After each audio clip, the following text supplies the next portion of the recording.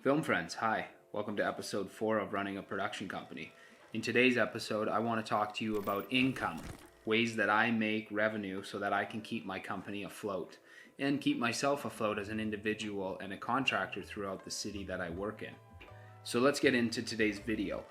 The way I see it, there are two ways to bring capital into your business. One is to work for yourself, the other is to work for someone else. What's really nice about running a production company and having skill behind the camera and behind the computer when it comes to developing and writing and stuff like that is you can contract your skills out to other productions, television, commercial, and film productions.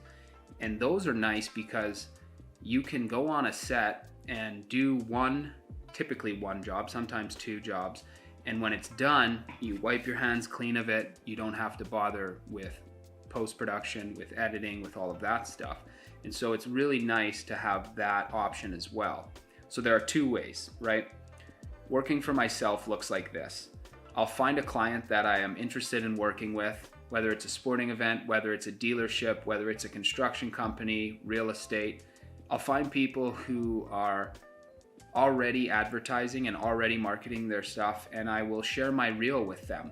And so before we jump into working with clients alone that you have either reached out to or had people reach out and mention your company and gotten intertwined that way, let's talk about a good way to get your foot in the door.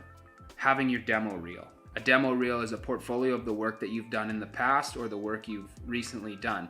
And so going out and shooting shots that you think are going to emphasize your style, that are gonna show companies what you're capable of is very important. And typically you'll do this for free, right? You won't be getting paid for this because it's out of your time, out of your pocket. And so I think that's very necessary when you're looking for client work and when you're looking to get recommended into the industry. There's so many avenues when you work for yourself in video production.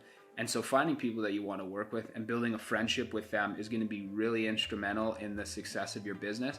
And they will likely come back for more work if you do a great job. We all know there's tons of deals to be made out there. There's tons of clients, individuals, companies, partners getting married that all want video production in their life and they see the value in it. And if I focus on those people, that's going to build the business and that's going to build everyone's portfolio together. And I think ultimately that's going to really supersede the expectations of where we want to be. There's certainties that will be in place and there's things that you'll know you don't want to touch again. So working for yourself in that sense is really beautiful to try and sculpt who you're going to be ultimately. And that's what I've been doing. And so that's been an excellent way to build capital for the company to move forward and allow me to do what I really want to do, which is film.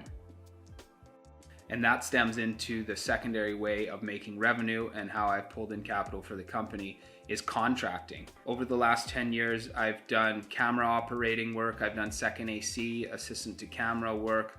I've done behind the scenes videography. I've done writing, producing, acting, background acting. All of those little jobs over the last 10 years in film and TV production have led me to become a sharpened tool. I just call myself a tool and I love it.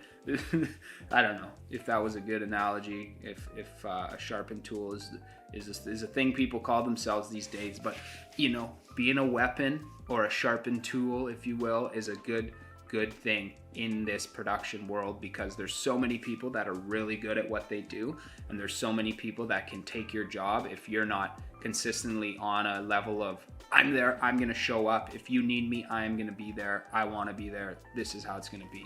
And for me, it all started 10 years ago getting on set as a background actor.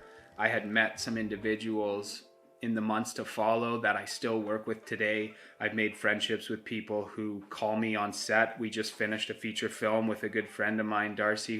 He's someone who was really getting into acting when I was getting into it. We became friends and he asked me to be a second AC on his film. And so that allowed me to build some capital to now go and purchase some gear that I need for my company, ultimately utilizing that on sets with new clients, them saying, wow, your gear is presentable and you look like you know what you're doing.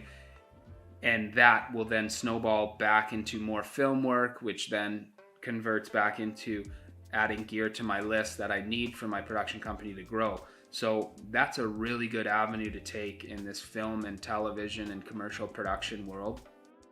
Being a yes man or yes woman and always being interested and available for work when you're asked is really instrumental. That's going to benefit you, and that's going to get you more calls down the road, and that's going to help you make more revenue and grow your company. I think the two elements work hand in hand: working for yourself, working for someone else. When you work for someone else, you take away a lot of knowledge. You get to wipe your hands clean of the project when you're done. There's no carryover. And you bring all of that knowledge back to work for yourself when you get to have full creative control, full freedom and capabilities as to where the project goes. If I'm spending 3 weeks in the office and I've been editing a lot and working on the website and doing a lot of that technical stuff, I might get tired and I might want to just move on and be out in the field and do some filming. And then a job comes up where I work as a second AC or I work as a camera operator on another project. That's gonna really fuel my fire, and that's gonna relight and ignite the passion that I have for the industry, for production, for film, television, commercial. And it's gonna keep me motivated, it's gonna keep the momentum going, and ultimately it's gonna bring more revenue to the company. So I allow myself avenues, right? I'm not putting up roadblocks, I'm not burning any bridges, I'm not saying no to anybody. If I do have projects that overlap, what I'll tend to do, if it's a project for 11th Vision working for myself, and I get a film gig or a TV production calls and ask me to operate camera, I will say yes to the production, and I'll hire one of the contractors and one of the hard workers that I know in my city that I've worked with in the past to do the job that I have prepped for my production company. It's not a passive way of developing income, but it is to an extent leading in that world. And eventually, once I have more film and contracting jobs, I'll have contractors or employees that work for the business that I can call right away and say, I trust you, I know you can handle this project. Obviously, you're getting paid as well. I will get paid as a producer on this project, and then you can still have revenue streaming through your company even when you're working on another project. So I didn't want this video to be too long. I think it's getting to that point where it's a little too long.